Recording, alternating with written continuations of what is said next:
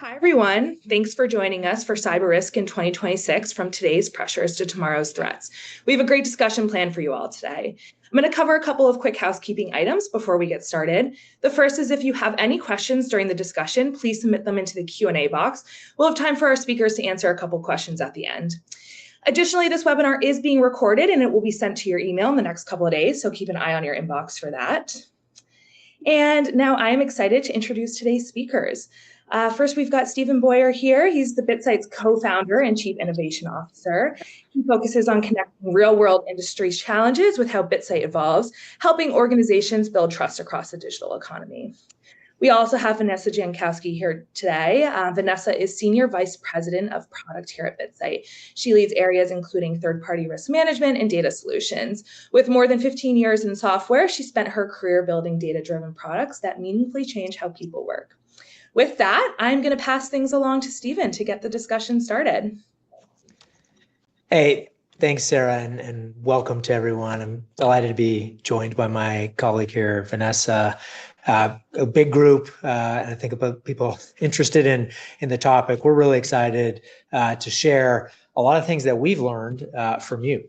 And I think we're kind of talking about what's sort of to come in this upcoming year. And you can imagine us just pontificating about our expert opinion or really talking with you. And so what we had planned today is based on conversations, hundreds of conversations that we had really over the last year, some survey results, which we'll share and have you participate in, obviously some proprietary industry research and other industry research that's out there. And we really turn this to kind of what we call the wisdom of the crowds, which, if you look at wisdom of the crowds theory, say that the collective opinion of many different independent opinions really get to the best judgment. And so we could have just shared whatever we were thinking about, but we really wanted to highlight the pressures that you're under, the things that you're thinking about, the things that you are planning and prioritizing, and challenges that you have for the upcoming year in 26. We're a few weeks in, so we're just kicking off the year, and we really wanted to start the year sharing that kind of collective wisdom, or that wisdom of our customer base, or those participating. Hey, what are you seeing, and what's out there today? So before this, we surveyed many of you, and you participated in that, and we wanted to share some of those results. But before we get into those results, we wanted to actually kick this off here. So wanted to launch a poll really with the question asking you, hey, what is the biggest challenge that your team faced in 2025 that you expect to see more of in 2026? We think that what you've been dealing with is probably the best indicator of what you're going to be dealing with in the future. And so we wanted to, to put that in for the poll. So we're going to open up that poll for everyone. Love for you to participate and put your information. We'll come back to that. But we also have prepared, some in advance where we had already asked this to a large group and received a pretty, big, what we call statistically representative response, and to be able to share that. So please participate in that poll, get your information in. I think there's the poll tab you can click on to answer, and then I'll turn it to Vanessa to bring up the results that we had pre-event. Perfect. Thank you, Stephen. And as Stephen said, welcome to everyone. We're super excited to have such a big crowd here, and it looks like we've got great representation from across the globe. So as Stephen mentioned, we're really pulling from the wisdom of the crowd here. We've had many conversations with cyber and risk leaders over the course of the last year. And what we're seeing in the survey, the pre-survey that we did, and we'll compare this a little bit at the end to what you all are sharing, is a lot of consistency, I think, with what we've seen over the last few years, right? The number one challenge that we've heard from the customer group that we surveyed, the widening attack surface as the number one problem. So it's not AI, it's not tooling, it's not compliance, it's a widening attack surface, which, as we all know, has been sort of a progressive issue over the course of the last several years. The next couple of things under that are lack of resources, which is no surprise, that's kind of a compounding issue on top of this expanding problem space. And then we've got an increase in third-party breaches as the number three. The way I see this is it's kind of like insult to injury. You've got a widening attack surface, you've got a more complicated digital ecosystem or digital footprint, You've got a lack of resources to help manage it. And then at the end of the day, what does that do? It creates this negative impact and these negative outcomes that folks are really struggling to deal with. I think the way I would frame this is as, again, a continuation of a lot of trends. But as we think about this in terms of predictions for the year ahead, I think what we're going to start to see is a shift, not so much in the threats, not so much in the trends that we're seeing, but a shift in how organizations are responding to that. So we'll talk a little bit about that over the course of the next hour or so. So Stephen, anything you want to add there? Anything notable that you think is worth maybe just calling out before we move on? I think it's interesting. Hey, what's old is new again, right? So if you think about, hey, what we've been dealing with even for the last 5+ years with massive digital transformation post-COVID, the concern around this sprawling attack surface, and we'll get to AI because it's part of that, attack surface being one of the top concerns. And I'll talk a little bit later about some of the other things underneath that. But I do think that this challenge of being asked to do more with the same or maybe less is almost universal.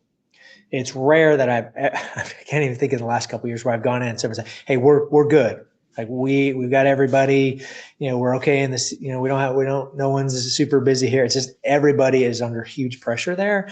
And so to see that even in number two, I put that number two and number one right there together, which is if you're worried about, all of these different concerns on that sprawling attack surface, you just feel like you just don't have enough, time and resources. And then, whichever study you've been looking at, if you look at even Verizon, the number of third-party breaches doubled, that year over year. So that increase in the third-party breaches is very real. Anytime you double something, right, that's going to put, pressure. And we know that you're feeling that, right? And then you add that regulatory pressure, and then given all those things, hey, it's hard to prioritize and focus. Those all make a lot of sense. If you look at the word cloud kind of on the left and kind of what's your top priorities, hey, managing that risk makes a lot of sense. Looking at the different threats, prioritization, et cetera, those really line up. Yeah, and you do see AI start to creep in there. So we'll spend a little bit of time on that too. So if we maybe step back a little bit, we'll talk about that first big topic. The attack surface is getting wider. As Stephen said, this is not new. This is something that we've seen really since like 2020, 2021, where we saw this major leap in digital transformation happening. And what we know is that the attack surface, as we know it, is both, it's beautifully represented here, by the way. This is a visual from our trace research on uncovering cyber risk in the digital supply chain. And this is representing a real digital supply chain with hundreds of thousands of connections. And if you zoom in, what you'll start to see is that it's beautiful here, but it's really, really messy as you start to pull it back. We've got a really dense ecosystem. You've got a dense digital footprint. It's increasingly complicated. And while it's represented in a static way here, we know that it's changing literally moment by moment. One of the things that this research study that our trace team put together is a call out around what we call hidden pillars. And these are elements of the digital supply chain that represent maybe not huge market share globally, but represent really critical facets of individual industries. And these are made up of things like data platforms, open source libraries you've really never heard of until something bad happens. Specialized SaaS and infrastructure providers are seeing an increase in IT and OT exposure. Again, these are things that contribute to this complicated, increasing, expanding attack surface and are often unseen. And so you've got all of these things. You've got the things that you know about. You've got the shadow variants of them. And again, these trends are starting to increase in these different types of exposures rooted in these specific pillars within the overall supply chain. The AI and MCP server issue is another one. This is a new type of exposure that exists in our attack surface.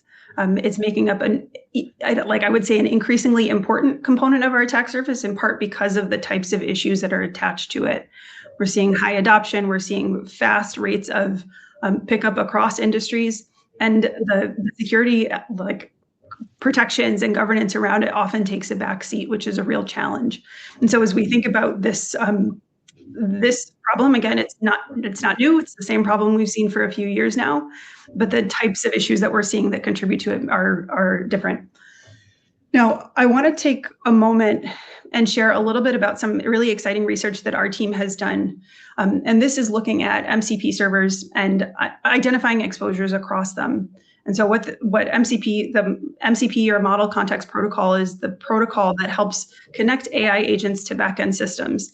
And these are really important, especially with that kind of adoption we're seeing for AI. But what it means is that when these things are exposed, when there's not necessarily a vulnerability or a problem with the software, but there's a misconfiguration in how it's set up, it can translate to a major security risk. And so what we're seeing here is a couple examples of specific findings that we've identified where an MCP server is exposed to the internet in a way that it should not be, and it's translating to a major risk, including full account takeover with access, privileged access granted without authentication. We've got another example where customer data is exposed, again, because there's no authentication where it should be. And this misconfiguration is really translating to a major problem. And as we think about how much AI adoption is happening, as we think about the types of experiments that are being spun up with really good intention across businesses, this is, again, it's contributing to this sprawling attack surface, this increasingly complicated web of connections, and all the different sort of downstream risks attached to them. Stephen, this is really interesting work by our team. Is there anything you want to call out here? That maybe I do. I think we started with the attack surface, and there's so many different parts of it. But what we're seeing is what is now being called like shadow AI, or the AI attack surface. And this research is just one part of it, which is MCP, which is kind of like the USB for for AI agents, plugging into other sort of API systems. And what we found was a little scary, right? If you look at some of these examples, you have administrative rights. You can enumerate all the data in a customer relationship management system. We don't know here if this was intentional, but it probably wasn't. So what this reminds me of is the early days of the internet when everybody was just plugging things, to get it on the internet. And then we had all sorts of SQL vulnerabilities. You could just log into the SQL panel and do anything, and there was really very little control. MCP does not have authentication required. And so you can just put it out there. And so we found about 1,000 of these things out there, and we expected that to continue to grow. And so I think that's part of, as we put these into our capabilities and products so that you can see and manage that on your own attack surface, plus that extended on your supply chain. What we're hearing from our customers is they want, I actually just saw a note in the chat, you want visibility into that AI attack surface across that extended supply chain. And so our prediction and what we see going forward is that there will be more of these. People, the pressure and the adoption, we'll get a little more of that in a few slides, is so high that invariably it's going to introduce some misconfigurations or mistakes that could be, in many cases, leading to a security incident.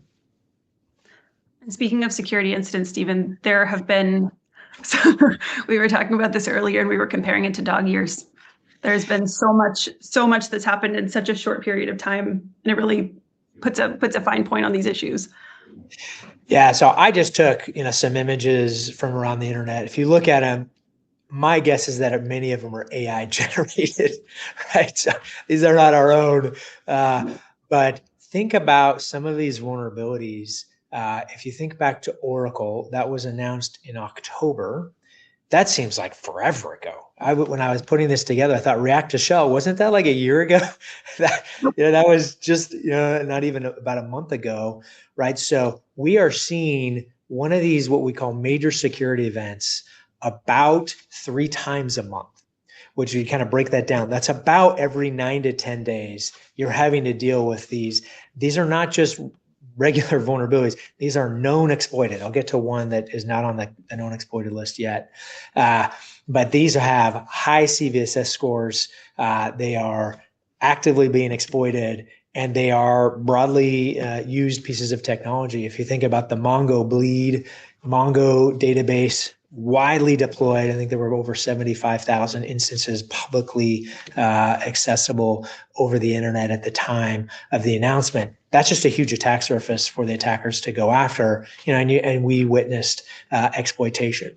I bring this up just to kind of remind us all of what's happening here, but more to how do you deal with this? And part of the prioritization, we expect that this is going to continue. I have no data to say that this is going to stop.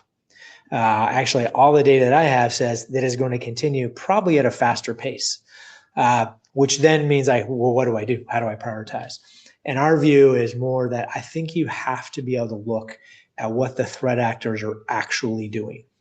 There were, I'm going to get the exact number here so I don't get it incorrect, 48,185 vulnerabilities announced in 2025.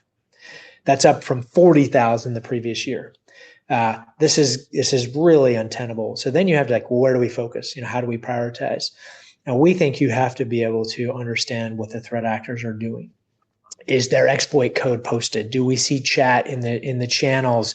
Are we getting signals that would help indicate this one is more important than that one? Some of them that went on the KEV actually had a CVSS of 6.6. This was the sonic wall vulnerability. However, when we looked at those indicators of what the threat actors are doing with what a capability we call DVE or dynamic vulnerability exploit scoring, it was actually much higher.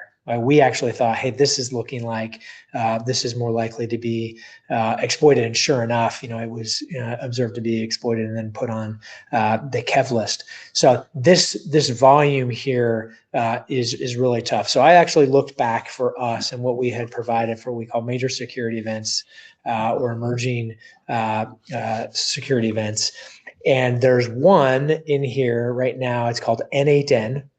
Up here in the top right, if you look at it, it's also called Nightmare now. That's got that brand around it. It's the only one so far that is not listed in the KEV. It's a CVSS 10. We believe with our dynamic vulnerability exploit scoring, it's a 9.85. It was first published on January 7th. But since then, we've seen 2 GitHub repos, one called N8N Nightmare Educational, with a guide for step-by-step exploitation, and another GitHub repo called Nightmare Scanner, which is a scanner for it. I mean, it's just a matter of time. There are about 100,000 of those N8N servers out there on the internet. So this is you don't have to be too far out there on the edge to say, hey, this one is looking like it's probably not going to be great. Why? Because N8N is an AI workflow tool where you're connecting in Google Docs, you're connecting in Salesforce, you're putting all these systems in. If someone were able to get access to that, their ability to get access to sensitive information, is pretty high. And so I think this is where you kind of look out and go, hey, all of these were CAS. We know that they're all exploited. So far, N8N Nightmare has not.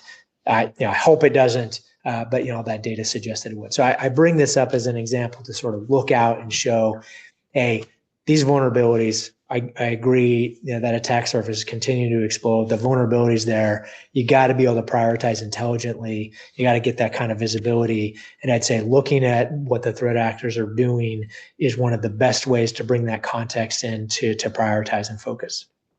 Yeah, and I think hand in hand with that is the business context around the third parties who might be using these products or might be using these services, and being able to say, here's what they do for my business. And so if one goes out, or if one has an issue, or if one is subject to one of these vulnerabilities, you really have a clear understanding of where am I going to put my limited time, my limited capacity to go and drive some improvement or actually mitigate that threat. Yeah, and you just don't have the time, right? So from the time of announcement, like the Oracle e-business, they were on the KEV the next day. Right. For some of these, it was on the KEV the same day. The React to Shell, the day it was announced, it was also on the KEV list. So your window there is super tight, and that is probably the hardest one. Which is, hey, if you're a global company, that your own attack surface hard, but your attack surface plus your extended supply chain, super tough, right? And so I think that's where you want to be able to get that visibility fast. So then the few resources that you have can be focused on the critical assets or partners that you think pose the most risk to your business. Yeah, and I think that's one of the things that's driving some of this big sea change that we're seeing, where it's not so much, treat everything exactly the same way, fix all the problems in advance, but really be more resilient, more responsive to the things that are happening out in the wild now, so that you can be a little bit smarter about prioritization and make sure you're really targeting the right things at the right moment based on the right information. Absolutely. Now, Stephen, do you want to switch gears a little bit? Because I think there's another big topic that we've touched on a little bit that's probably worth going one level deeper on. Well, they'd kick us out of the room if we didn't talk about AI, right? So I think that's obviously the 300-pound gorilla in the room. And this particular statistic comes from our particular investor, Menlo Ventures, but they're really predominant venture investor, and they did some research on enterprise AI spend. There's a lot of talk about AI. I'm not going to get into all those different areas, but at this point, what I wanted to bring up, because I thought this was very interesting and compelling research, the spend, which is a proxy for adoption, which is another proxy for exposure. So you're going to follow that all the way through. Enterprise spending is up 3.2x in the last 12 months, which if that were up from 1 million to 3 to 4 million, that's interesting. But it's up from 11.5 billion to 31 billion. Think about that. It's up 20x from 2023, from 1.7 billion to 31 billion. According to Menlo, and this is what I'm going to quote them, they say it's the fastest adoption of software and spending increase in history. So whatever you think about AI, it's like the money is flowing at the enterprise. It's not just about chat for the consumer here. Obviously people think about AI spending, they think about GPU, and they think a lot about data center. But what I found very interesting in this research was that over half of the spending was going to applications, right? So if you think about, like, most people think, oh, it's going to infrastructure, and you got infrastructure and applications, over half of the spending is flowing there, which makes sense when you think about it. And they actually cite, if you get to that, and we can also send out, maybe Sarah, we put in the chat, the link to the research. But a lot of people initially thought, hey, we're going to build these capabilities ourselves. We're going to go and get the models. We're going to tool this up. And a lot of research and other things have shown is, hey, a lot of organizations haven't seen the return there. Where they are seeing the big return is by having AI embedded into applications and workflows that produce real value. That's like the delivery on the promise that AI would be transformational.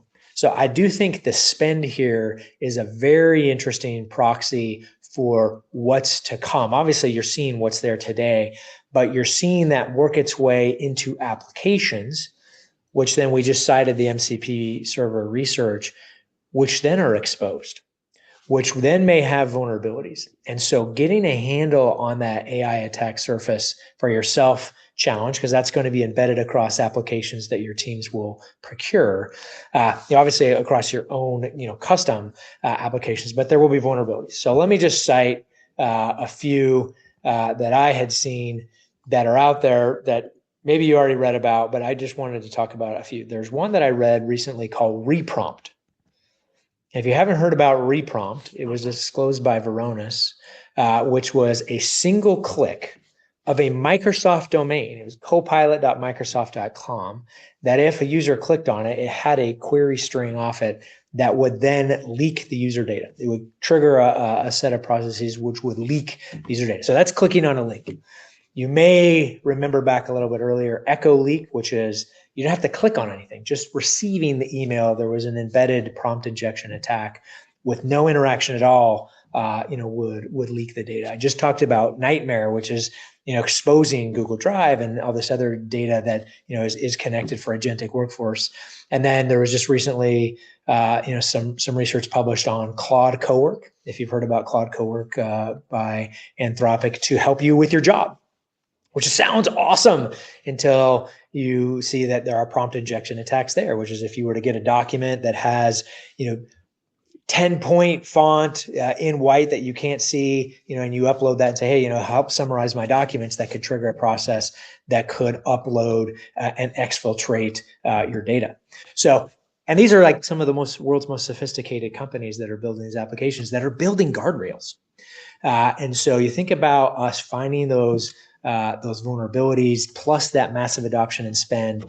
It's not a huge leap to look at and say, we're probably going to see more of these AI related vulnerabilities, potentially breaches Not that that's going to be a classic CVE like I just talked about, but they will be, hey, we accidentally exposed an MCP server with one API call that we didn't really think about, or hey, there was going to be some prompt injection attack here, which I think prompt injection attack is going to be the new SQL injection forever. Is it's just so hard to do because you can phrase things so many ways, right? That is going to be a challenge. And so I think what do you do? Well, part of it is trying to get visibility into that AI attack surface, trying to put good governance around that, get that visibility into it from you and your supply chain. So I'll pause and turn it to you, Vanessa. Yeah, I think, Stephen, one thing that we might want to talk about, because we spent a fair bit of time talking about the risks, right? We've talked about some of the challenges that are coming alongside the technology. And as you mentioned, it's one of the biggest shifts that we've seen in terms of not just technology spend, but in terms of technology behavior and adoption and how software is built in the last couple of decades. And I think the one thing that I want to spend a little bit of time on is the sort of place we sit, right? We have a lot of hype around AI, right? We have a lot of places where we've said, oh, it's gonna change everything. And I think it has. I think it's changed a lot of how we build software. It's how we run our companies. It's how we think about the products that we consume, both on a personal level and in this more B2B space. We're sitting in between that and all the risks that come with it and all the governance required to make sure that it's up and running in a sound way. But hidden in there is also some really extreme opportunity. And so I think what we should talk about a little bit is some of the things that we're seeing where it's not hype and it's really changing the game, it's changing the outcome that businesses are having on specific workflows and specific places where there's a real opportunity to apply new technology to change how something is done. And I think we've got a couple of really great examples of what we're doing at Bitsight, but I think maybe you could spend a little bit of time talking through that. Yeah, where I see huge opportunity is in productivity gains. And I think a lot of people have talked about that, but I think you have to find the right data set and right workflow to be able to do that. But I think for us, and if you haven't already seen the announcements from us around, two kind of capabilities, that you could use from us is called Instant Insights. One, which is evaluating, SOC 2 documents, and another one called Framework Intelligence, which is taking all the due diligence documents and mapping that into frameworks for being able to assess and understand and prioritize risk. What we've been able to see is that those capabilities, which is taking those documents, which is text, running that against a model, and being able to look for issues that are commonly prioritized and focused on, and then being able to do that in a mapping takes processes that are hours long. We hear somewhere between 4 to 6 hours to do any one of these assessments, down to about 90 seconds. So when you think about that, that is a huge productivity gain. That's where we start to see. Now it's very constrained, right? It's like, hey, this document, we're not asking existential questions about the universe here. We're saying in this SOC 2 or in across these sets of documents, which may be privacy policy, et cetera, pen test results, hey, how does this map to how I think about measuring and assessing risk? And so we see that as a huge area of opportunity and productivity gains. You'll see more and more from us throughout this year where we'll be able to embed those capabilities, combine with our unique data sets to improve the productivity of our customers.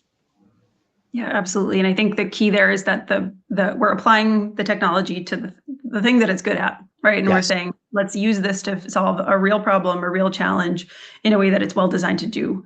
And I think that's the key. And as we go forward, I think that's the place where we're going to see all of this real opportunity really crop up. It's not applying AI to everything. It's not expecting it to do every single thing, especially things that are mission critical and really need that human intelligence applied, but it's looking for those sort of overlaps in the Venn diagram that point to really great opportunity for us going forward.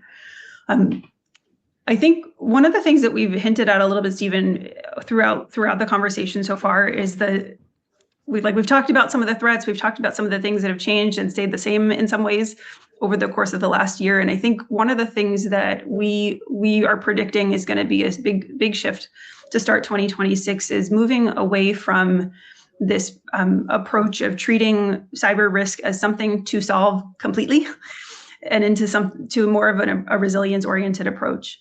We really like this quote from George Kurtz at CrowdStrike, who said, "The future of cybersecurity is resilience, not perfect protection." And I think that kind of summarizes where we see the space going, and it's really a shift in expectations. It's a shift in how we think about some of the different threats that we've talked about today.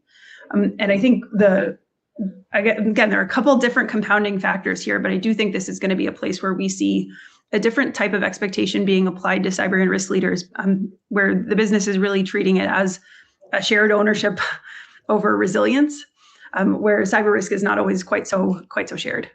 If that makes sense.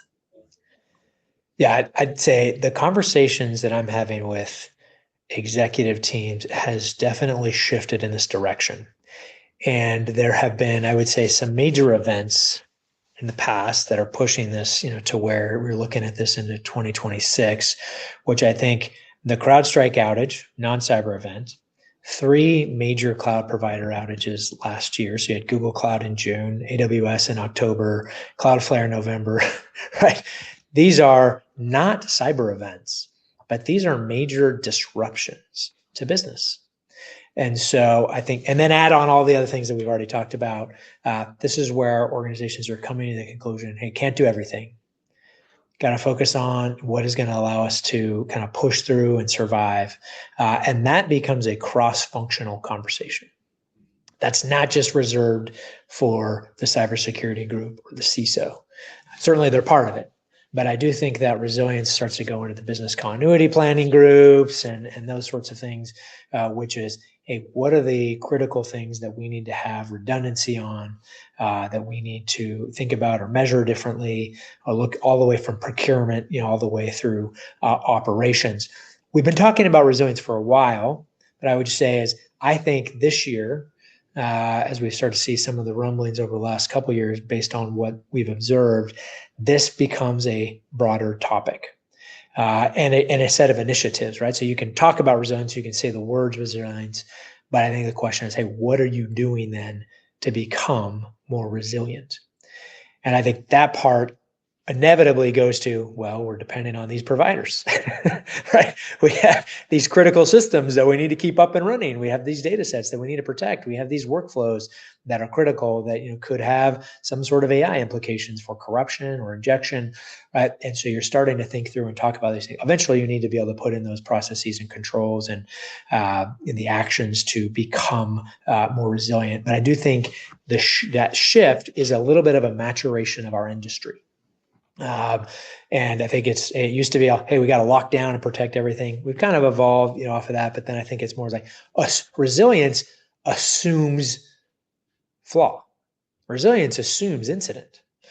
Resilience assumes some outage, right? And then it's, okay, how do we go from there? So I'd say, what George is talking about here is really spot on. I think for me, the interesting question is how fast this shifts and evolves.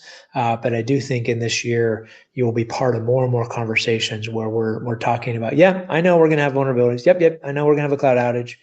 Yeah, I know there'll be a prompt thing here and there. Like, how do we battle through it?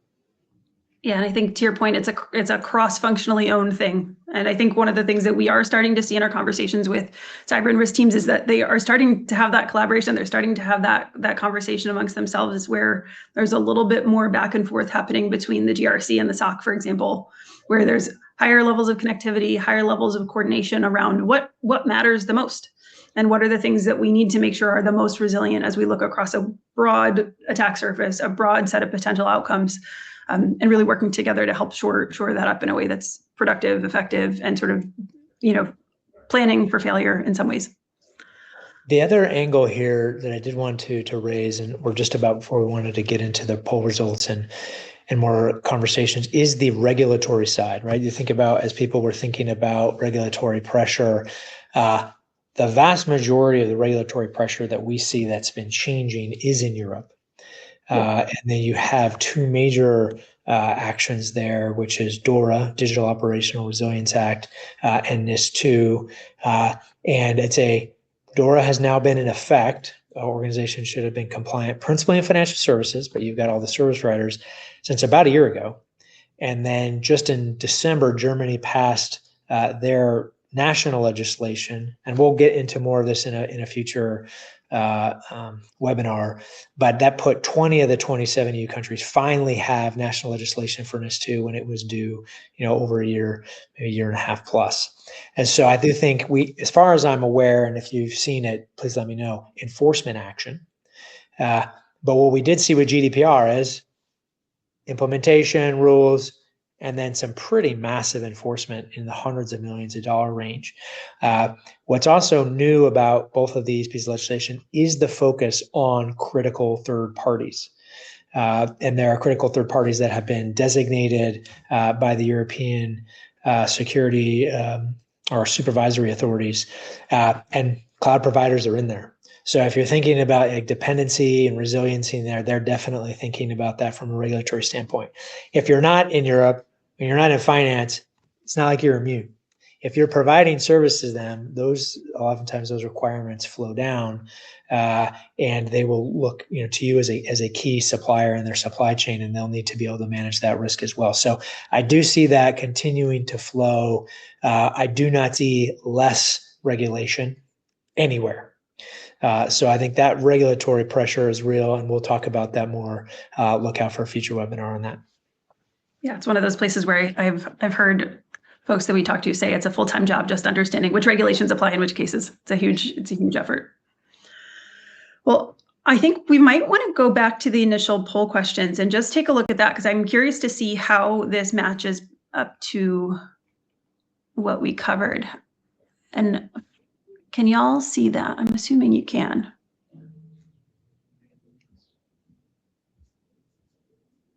It looks like, I'm just doing the math here. That's pretty darn close to the initial feedback. It looks like widening attack surface is number 1, increase in third-party breaches number 2, lack of resources number 3. Yeah. And then, so pretty spot on. Yeah, even a larger sample here, which is great. It's good to see. Hey, we may have led the witness a little bit, but we did ask you to start filling that in before we got too much into that. But I do think you start to see that. So I think those are pretty consistent themes that you will likely be facing within your organizations.